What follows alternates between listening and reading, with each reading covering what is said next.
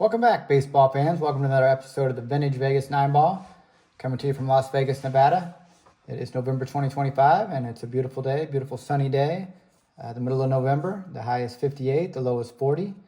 And without further ado, let's get to the Vintage Vegas 9-Ball for the day. First card today is a beautiful George Brett. This is a nice George Brett, and he's catching the throw here. Looks like maybe on a steal, or maybe it's a ground ball. It looks like it may be just hitting the dirt right before him, and he's getting ready to field that and throw it across the diamond. But yeah, George Brett, of course, Hall of Famer, and he was famous for almost being the last guy to almost hit 400. He in the 1980 season, I believe he finished 390. But yeah, just an excellent hitter, always in the top of league leaders in batting average, and had some pop, and very good hitter, George Brett. And this is a beautiful looking card in the early 80s, and fielding the ground ball for the Royals. We'll put him on the Hall of Fame stand, Hall of Famer George Brett. The next card is a nice looking flare, Barry Bonds. Looks like Barry's looking in like he may be trying to steal third base there. And or maybe it was got by the catcher and he's moving over to third base. People forget Barry Bonds had a lot of speed early in his career, and several time 30-30 guy, and yeah, before he beefed up. But yeah, this is for the Giants later on in his career, and yeah, beautiful looking flare card, Barry Bonds. Let's look at his stats. Yeah, look at this. This first looks like one of the game's best. Is well on his way to his third MVP at the heart of San Francisco's 1993 version of Murderers Row. This is his first season with the Giants, and yeah, he'd already won 2 MVPs before he made it to the Giants for the Pirates. But yeah, there he is, Bonds, Barry Bonds. We'll put Barry Bonds on the Hall of Fame stand because that's where he belongs. And speaking of Bonds, Barry Bonds, the next guy is Nick Martini. He likes his martini shaken and not stirred, like Mr. Bond. And yeah, Nick Martini played out here in Las Vegas for the Aviators. And he also played briefly for the Cubs, I remember. And this is a card of Nick Martini. Of course, he likes his martini shaken and not stirred. And then also, speaking of James Bond, you can, the movie Diamonds Are Forever. It's nice vintage scenes of Las Vegas from that early 70s time period when that movie was made with Sean Connery. So if you want to check out Vintage Vegas, Diamonds Are Forever. It's a great James Bond movie. Speaking of Nick Martini, check out if you want to see what Vegas was like back in the glory days. So Nick Martini, Las Vegas Aviator. Put him on a stand for being an Aviator. The next card is a 1979 Mets teams card. And if you look, this is actually Willie Mays. You can see Willie Mays front and center, sitting Indian style, right in the center of the card. This is his last Topps card. He was on this team as a coach, and unfortunately he'd have to give up his coaching duties because he signed a contract, I believe, with one of the casinos in Atlantic City. I think it was Bally's possibly, where he was paid $100,000 a year to sign autographs and greet fans. And Major League Baseball wouldn't let him coach or be involved with baseball when he was associated with gambling. Of course, that's changed now. You see gambling all over the place. It's even in a lot of the ballparks. But yeah, during this time period, it was really frowned upon. And yeah, Willie Mays had to give up his coaching gig with the Mets. Of course, he was probably making just so much money, signing autographs and shaking hands in Atlantic City for, I believe it was Bally's. But here he is, his last Topps card, the Say Hey Kid, front and center, sitting Indian style, Willie Mays. Next card is Sean Chacon. Sean Chacon, what's it called? Sean Chacon.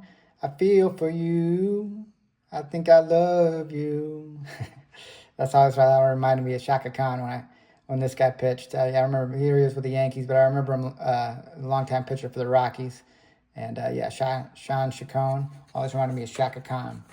And yeah, here he is pitching for the Yankees.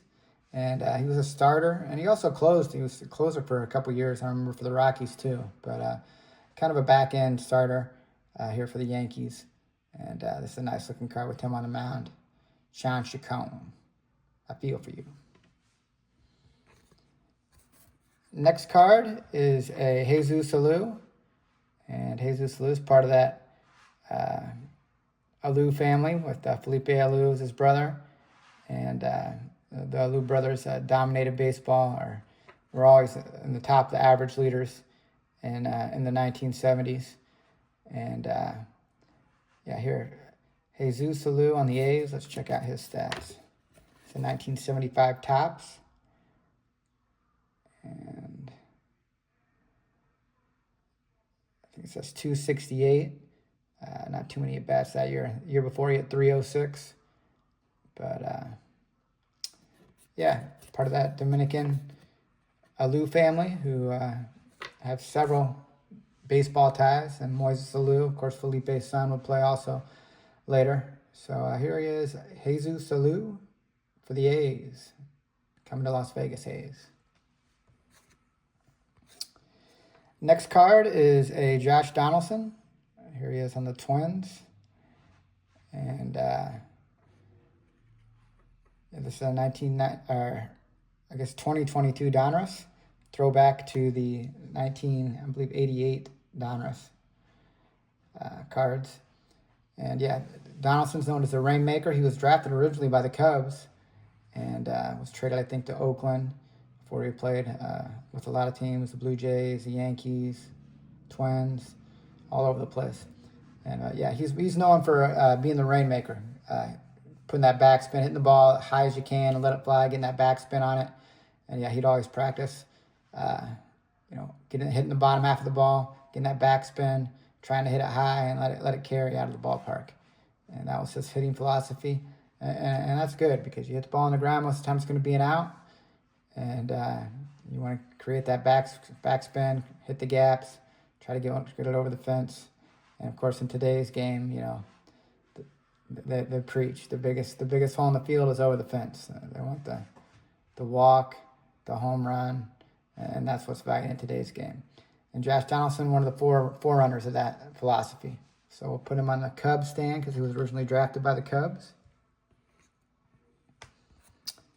Next card is a Wizard, a nice-looking Wizard, Ozzie Smith here, shortstop for the Cardinals, and several-time Gold Glover in the 80s. And it's just a nice-looking shot of Ozzie on his follow-through. Looks like he may have lined one in the hole between second and first here. And it's the sharp-looking Ozzie card. Let's look at some of Ozzie's stats. 276 average, 6 home runs, 27 stolen bases. And yeah, good big-time defensive leader. And always known for doing those backflips before the game when Busch Stadium had the AstroTurf, and just a very exciting guy to follow. And the Wizard, Ozzie Smith, Hall of Fame shortstop. We'll put him on the stand for his Hall of Fame status. And the last card of the Vegas 9 today is Kevin Moss. And here he is looking sharp like the Golden Boy. And he was the Golden Boy in New York in the early 90s. Everybody thought he was going to be the heir apparent to Don Mattingly.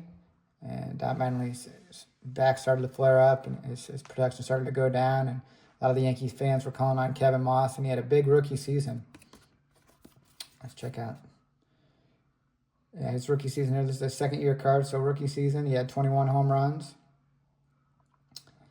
And it says, blessed with outstanding power, the former Cal Berkeley star twice crushed 2 home runs in a game. And yeah, Kevin Moss looking like the Golden Boy here. Unfortunately, he only had kind of sputtered out after that first rookie year. But yeah, here he is looking sharp in a 1991 Upper Deck. And that'll conclude the Vegas 9 for the day. We appreciate you watching. We hope it bring you back. And take care and God bless.